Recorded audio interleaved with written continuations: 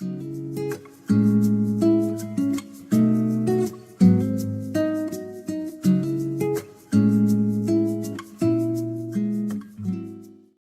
estamos listos para la palabra. Hoy día, como primer domingo de mes, vamos a tener un tiempo de cena y hay tanto que compartir, es tan emocionante.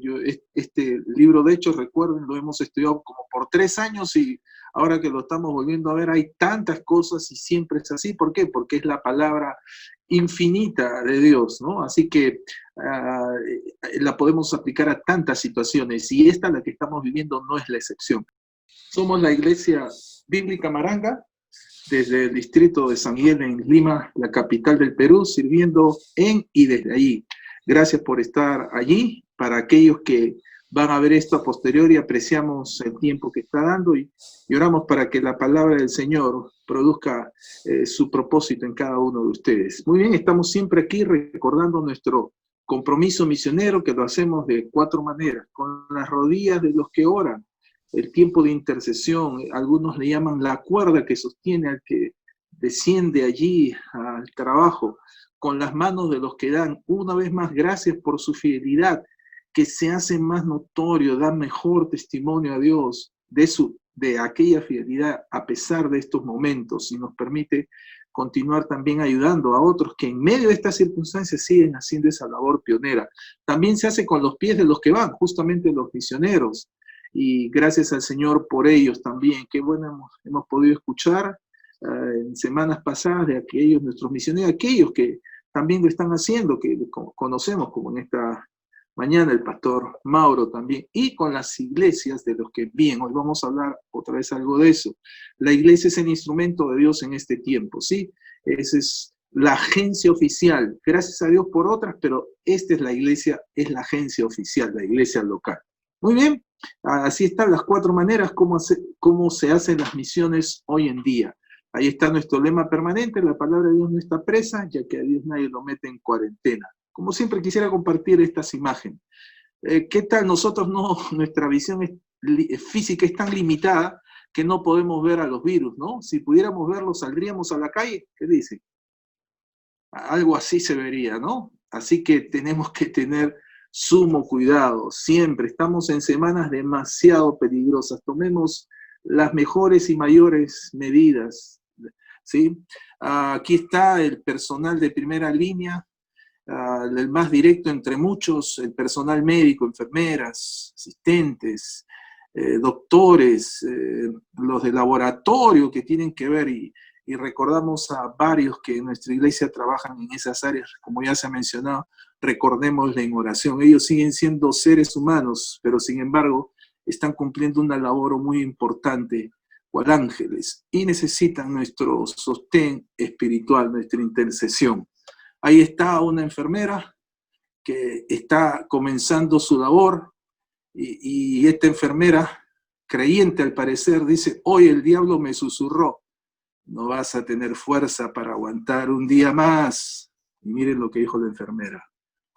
Yo le dije: a 2 metros, por favor, a 2 metros, tome su distancia. Qué bien. Así que no olvide tomar las medidas siempre del caso. Muy bien. La semana pasada les hablé de esta realidad que para nosotros es muy distante, la persecución, que no es mera oposición. La persecución es el nivel más alto de oposición, porque es algo directo, y en el mundo es más o menos casi el 50% que no pueden expresar su fe. Imagínense. Pero uno dice: ¿dónde están? Obviamente no están en nuestra latitud, pero es algo real. Cerca asociada a esta ventana 1040, a las etnias no alcanza. Es una realidad tremenda. Les vuelvo a presentar este mapa. Mire dónde están concentrados, ¿no? Aquí en nuestra región apenas, tan solo en México, Colombia, Cuba, de manera visible. Hay otros niveles, ¿no? También les presenté este mapa. Los grados de persecución. Solo lo digo para que vea que es una realidad. A veces cuando nosotros no nos toca, pensamos que esta no existe. Y nos hace y nos vuelve insensibles. Necesitamos estar informados sobre eso. Hoy vamos a hablar sobre esa situación. ¿Sobre qué vamos a hablar? Este no es un mero logo, ¿sí? Lo reconoce, no es una cruz artística. ¿De qué vamos a hablar en esta mañana? Vamos a hablar de la persecución, como ya les anticipé. Vamos a aprender a qué llamamos persecución. Sí, por ahí a veces creyentes muy sensibles van a querer ver en todo la persecución. Algún pastor amigo nos preguntó en meses pasados, al inicio de este tiempo, ya llevamos más de 2 meses, si esto era una especie de persecución. Hoy vamos a evaluarlo, ¿no? Vamos a ver si es persecución contra la obra, porque Satanás es muy astuto, quiere decir inteligencia para lo malo, porque si de repente no es directa, pudiera ser indirecta. Hoy vamos a hablar. Así que si así fuera el caso, en esta mañana vamos a responder a esta pregunta. Ante la persecución, ¿cómo podemos proceder? ¿Qué deberíamos hacer o qué no deberíamos hacer? Así que de eso se trata. Siempre, ¿no es cierto?, en nuestro libro de Hechos, ¿no?, Contagiando a Cristo.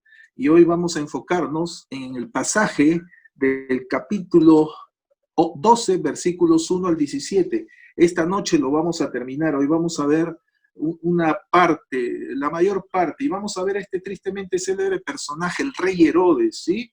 ¿Le suena, no es cierto, este rey tristemente célebre, infausto, malvado, por demás, terrible? Y a pesar de que él tenía una relación étnica cercana al pueblo judío, era terrible, un hombre ególatra, egocéntrico, ¿no?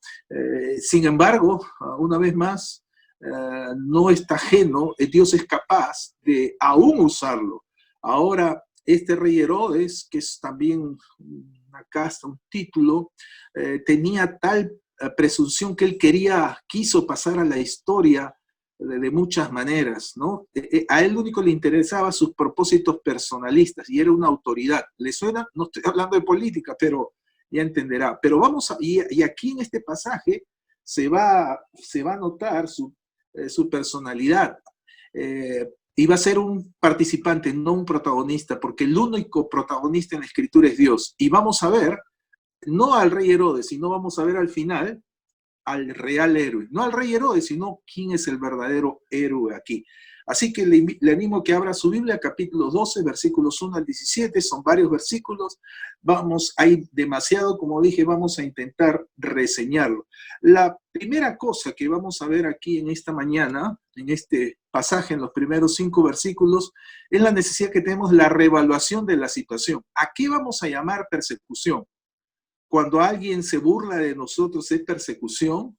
Cuando alguien no quiere recibir un folleto o nos cuelga el teléfono o algo por el estilo, ¿es eso persecución? ¿Qué es persecución? Cuando pensamos que no hay facilidades, ¿es eso persecución? Así que vamos a ver clarito en este pasaje lo que era la real persecución. Capítulo 2 en los primeros 5 versículos. Aquí lo vamos a poner en pantalla. Vamos a ir versículo por versículo. Nos dice el versículo 1, en aquel mismo tiempo el rey Herodes, y he señalado los aspectos de tiempo, ¿no? En los días de los panes sin levadura, asociado con la Pascua. ¿Qué pasó?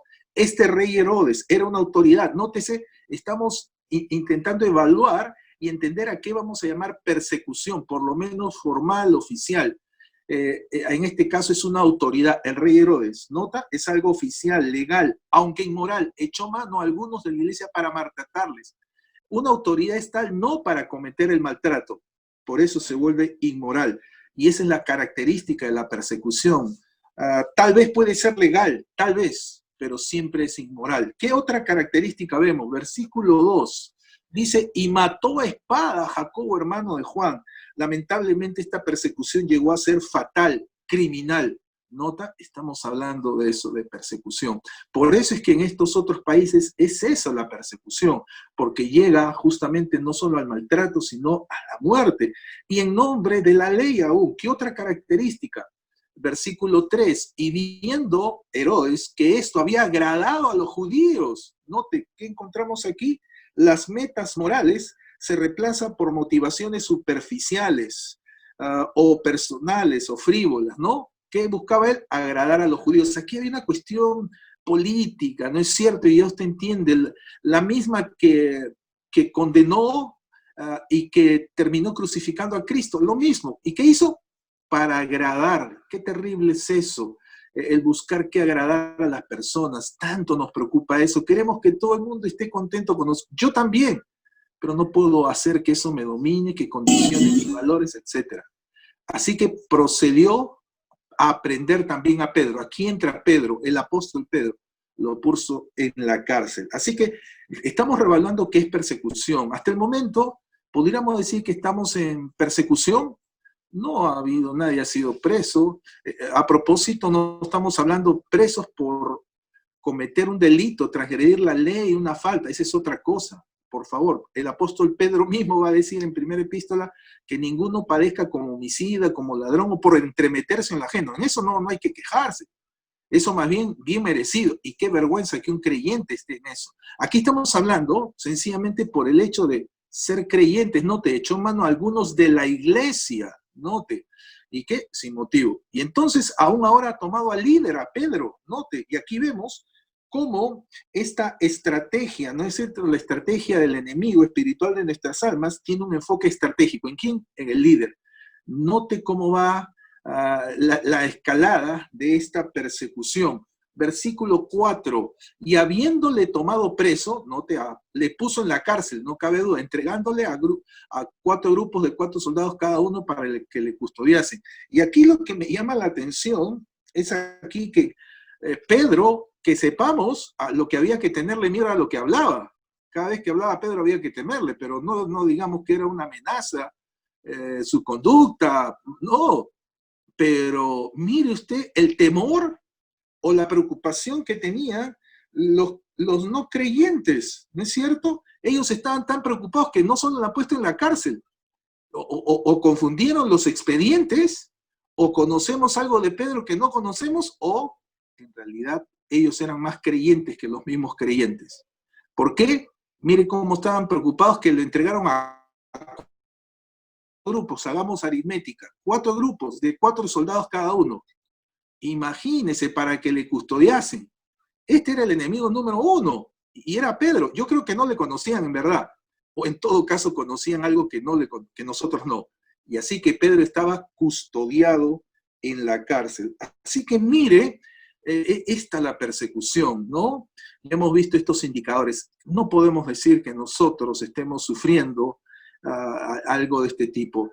Hace unas semanas, si no meses, recuerdan el pastor que nos visitó desde el Cusco, recuerdan, y que manda siempre esa información. Él nos contó, recuerdan, yo les mostré y nos ratificó cómo todavía en el interior de nuestro país todavía sí hay persecución, y todavía en términos oficiales. Y no son, me refiero a autoridades civiles, en este caso son autoridades religiosas, lamentablemente. ¿Y cómo estas van a hacer esto, no? Tomar medidas, de manera misteriosa, tiraron abajo el cartel de su local y otras cosas. Sí existe todavía eso en algunos lugares. Obviamente no es oficial, es una manera extraoficial, pero existe. Así que no podríamos decir que es nuestro caso. Pero ¿qué podemos aprender? Muy bien, ahí está. Hemos reevaluado la situación de lo que es la persecución. Vemos que tiene indicadores concretos, muy duros, que no podríamos decir que es nuestro caso. Veamos ante esta, la persecución, la segunda cosa en esta mañana, donde vamos a tomar un poco más de tiempo. La segunda cosa que necesitamos ver es, versículo 5 en adelante, la reacción entre los santos.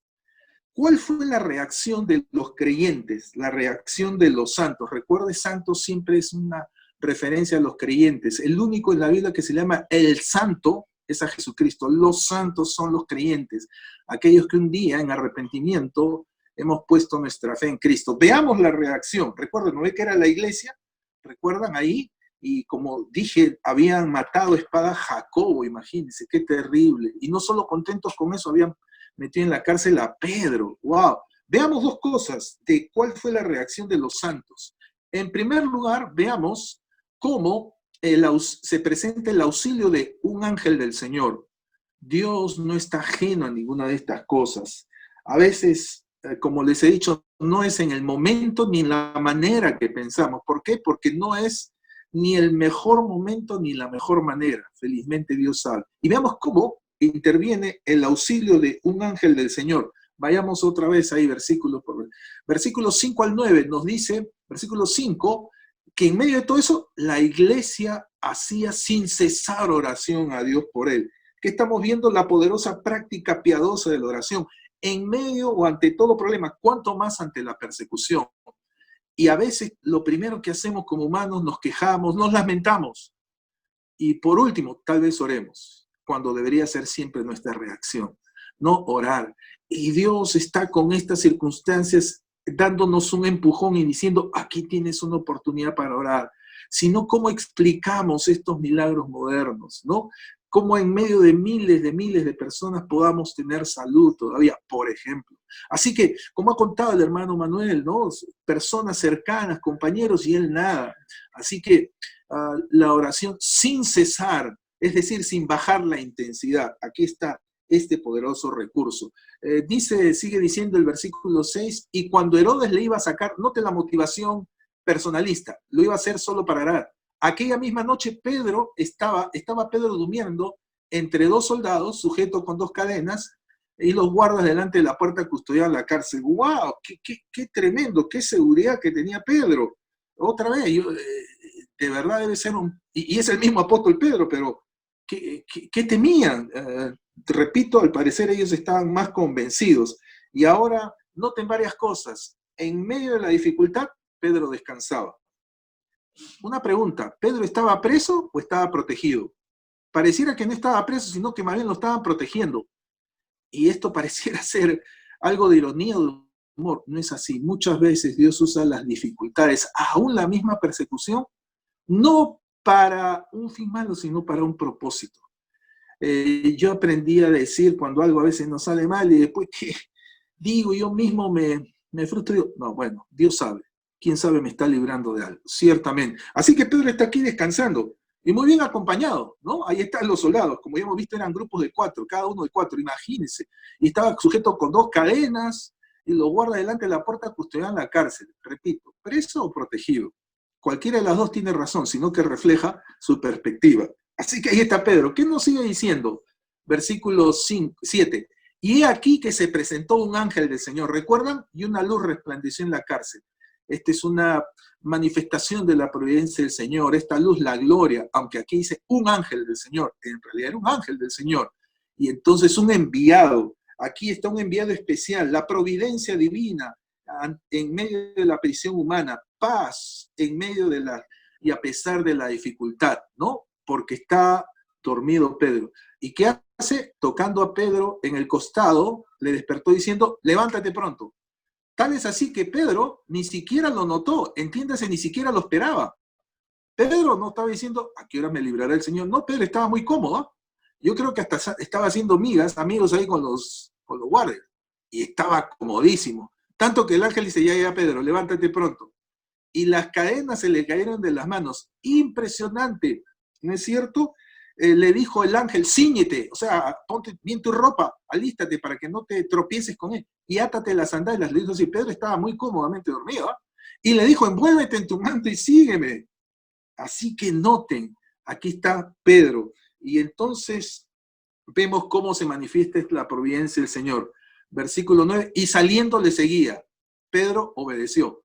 Pero un momento, aquí está el verdadero Pedro, el que conocíamos. Pero no sabía que era verdad lo que hacía el ángel, sino que pensaba que veía una visión. Ya nos habíamos entusiasmado diciendo, este Pedro era el héroe. No, aquí está el verdadero Pedro. Si bien obedecía, él no sabía que era verdad. Pensaba que era otra visión. Algo ya conocía, ¿recuerdan? Con Cornelio, algo ya conocía. Así que aunque seguía la indicación, no sabía la identidad. Aquí había un conflicto en la mente de Pedro, un conflicto entre su conducta y sus convicciones. Aunque si bien obedecía, cumplía, no era convicto de lo que hacía. ¿Está mal? No. Porque antes, recuerdan el capítulo 10, versículo 19, antes ni comprendía ni cumplía. Recuerda que el Señor le da esta visión del lienzo que descendía 3 veces, encima le habla el Espíritu, y Pedro todavía se resiste. No comprendía ni obedecía, antes como un obrero obstinado. Ahora, siquiera ha cambiado, aunque no sabe, sigue sin comprender, pero sí sigue. Este es un discípulo disciplinado. En la vida cristiana, aún como líderes, los líderes, a veces los demás, y nosotros a veces también nos la creemos que sabemos todo. Yo aprecio mucho cuando encuentro un consiervo que tiene preguntas. Yo le digo lo primero, bienvenido al club. Yo tengo muchas preguntas. Tengo muchísimas más preguntas que respuestas. Y Dios sabe. El día que estemos ahí en el cielo, búsquenme en la fila. Yo voy a ser el primero en que me respondan esas preguntas. Y pensamos, damos la imagen que lo sabemos todo. No es así. Pero eso no es pretexto para no seguirle. Así que más preguntas tiene aquellos que ni siquiera leen la Biblia, obviamente. Yo por lo menos no solo tengo algunas preguntas, gracias al Señor que puedo encontrar algunas respuestas. Así que ese es un discípulo disciplinado, aunque no sabía, sí.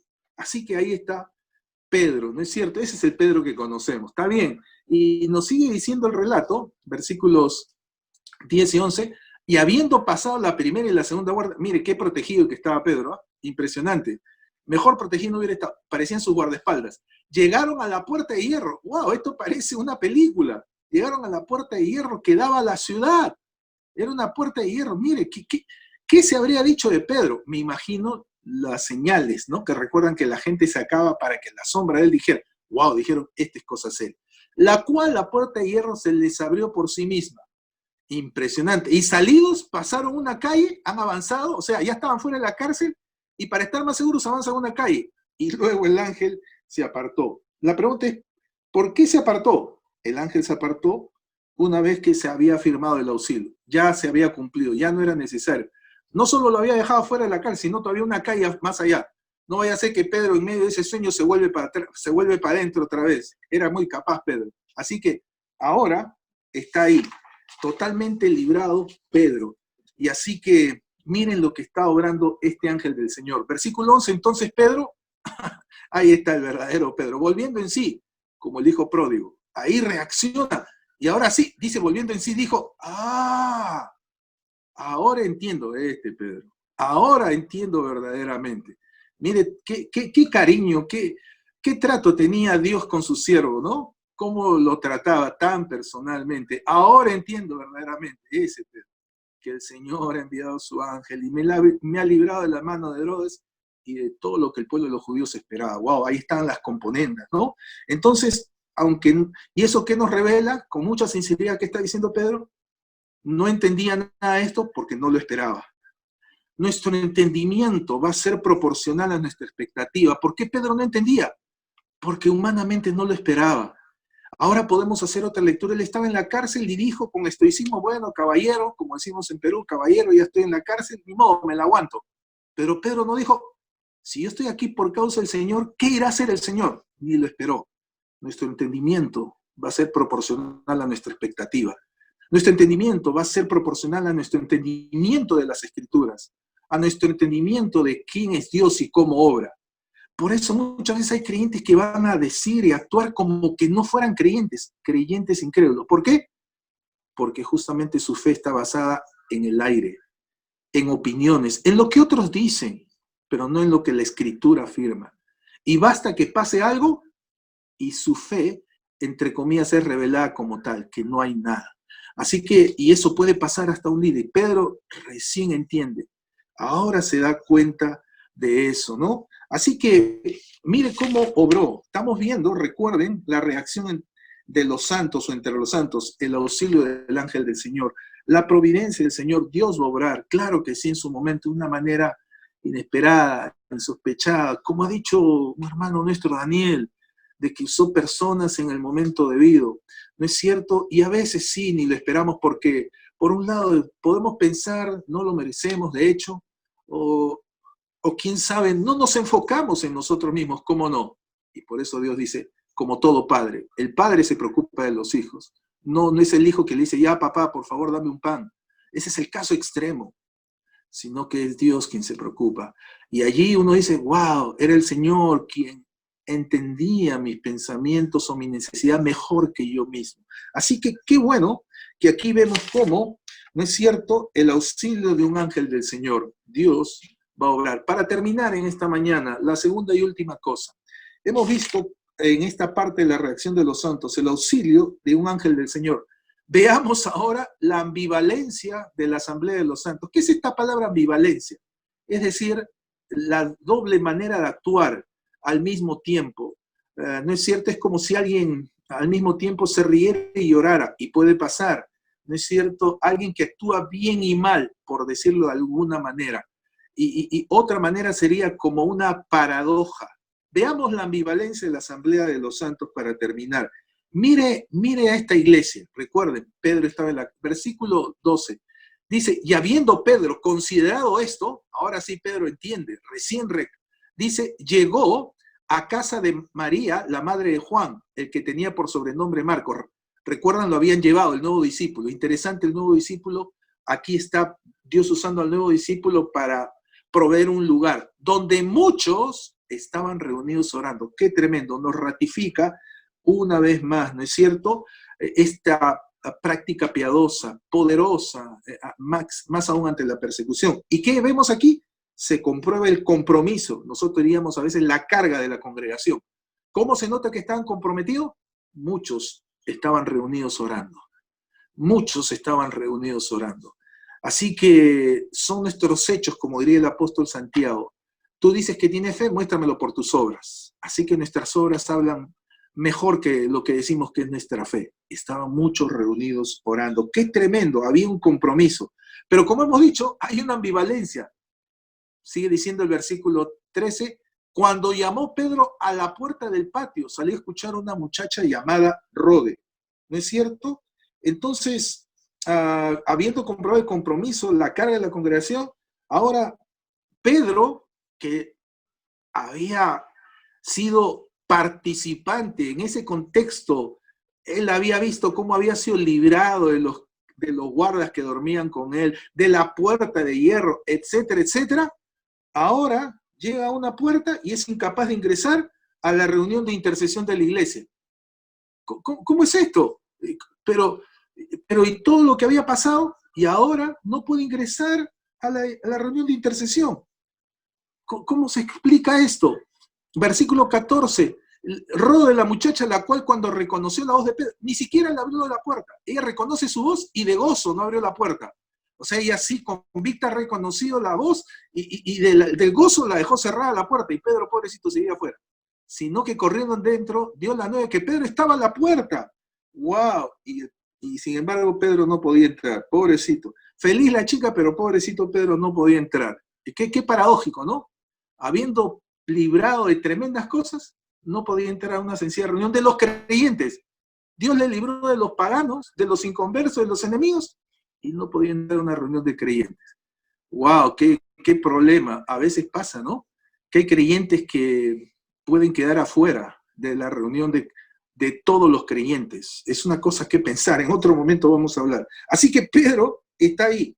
Y entonces, mire lo que dicen, versículo 15. Los reunidos le dijeron, estás loca. Pero ellos se aseguraban que así era. Entonces ellos le decían a esos ángeles, ¿ha notado? Hemos visto que estaban convictos orando.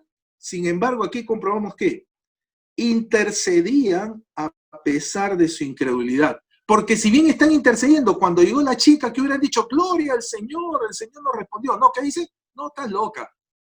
¿Qué esperaban? Ellos no esperaban que Pedro saliese, o en todo caso que no saliera vivo. Tanto que dijeron, no, entonces debe ser su ángel, su fantasma. Qué paradójico. Por eso dijimos la ambivalencia. Y a veces no pasa así, que oramos con esa ambivalencia. Y entonces, aquí comprobamos que un acto correcto, sin la actitud convicta, no tiene sentido. Un acto correcto, interceder, orar, pero sin una actitud convicta de nada vale. A Dios no le asombra, a Dios no le convencen nuestras apariencias, nuestros gestos. A Dios lo que le convence, entre comillas, es nuestro corazón, que es lo que no puede ver ningún ser humano, pero sí Dios. Así que una práctica sin piedad se pervierte. La oración, ¿de qué vale? ¿De qué vale la oración, la intercesión, lo que usted quiera?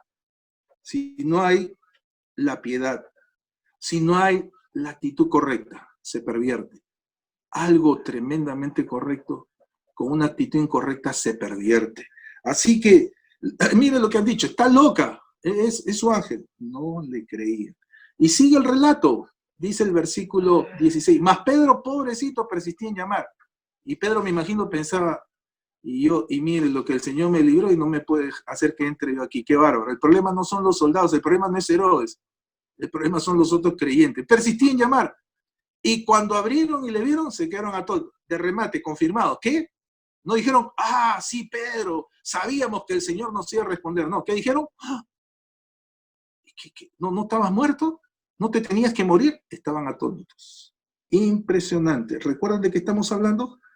La ambivalencia, recuerden. Y repito, en todo eso, ¿dónde estaba el ángel? ¿Por qué no intervino el ángel también ahorita? ¿No? ¿Por qué no abrió la puerta para Pedro? Que pobrecito, lo han dejado ahí afuera. De repente lo veían los soldados y lo iban a meter preso. ¿Sabe por qué? Porque el Señor no va a hacer lo que sus siervos pueden y deben hacer, lo que los creyentes pueden y deben hacer. Así que aquí está la demostración. Una vez más, intercesión sin convicción es pura incredulidad. Así que no me diga si ora, no me diga si lee la Biblia, no me diga si lo que usted quiera. Dígame cuáles son sus propósitos, convicciones. De eso se trata. Y facilito, en la crisis va a salir. Claro que sí. Así que ahí están atónitos, pero no deberían haber estado felices, no deberían haber estado diciendo, amén, estábamos orando, lo sabíamos. No, la ambivalencia. Termina el relato, pero él, Pedro, ya muy calmado, haciéndoles con la mano señal de que callasen, les contó cómo el Señor la había sacado de la cárcel. Y ahí está Pedro, ¿no? Y dijo, haced saber esto a Jacobo y a los hermanos. Y salió y se fue a otro lugar. ¿Qué está haciendo Pedro? Finalmente informa para inspirar, informar para inspirar. Informó para inspirar, para que una vez más el Señor se lleve la gloria. No dijo, esta vez no dijo Pedro, sí, yo lo sabía, siempre el Señor me dijo, yo sabía que me iba a librar. No, no, no, no. Les contó cómo el Señor lo había sacado de la cárcel. Y felizmente ni dijo, y una vez más ni lo entendía. Otros dijeron, ay, ay, qué bien. Y segundo, ¿qué hizo? Recalcó lo acontecido, relató lo acontecido y hizo que se rindieran cuentas, algo siempre importante. Y dijo, haced saber esto a Jacobo y a los hermanos. Y salió y se fue a otro lugar. Una vez más, el principio del orden. Así que aquí está, ¿no es cierto?, cómo vemos aquí la ambivalencia de la asamblea de los santos, ¿no? Y puede pasar. Estamos viviendo esta pandemia. ¿Es persecución? No creo, oficialmente no, ni directa. ¿Puede ser indirecta? Sí, pero no es que sea persecución, sino cuando pensamos y decimos, uy, no puedo hablar del Señor. Puedo hablar de deportes, puedo hablar de política, pero no puedo hablar del Señor. Eso no tiene nada de persecución. Eso es otra cosa, ¿no es cierto? Y entonces, no es eso, pero se le estamos haciendo fácil a Satanás. Lo único que hoy no podemos hacer, recuerde, es estar persona a persona, menos de 1 metro de proximidad.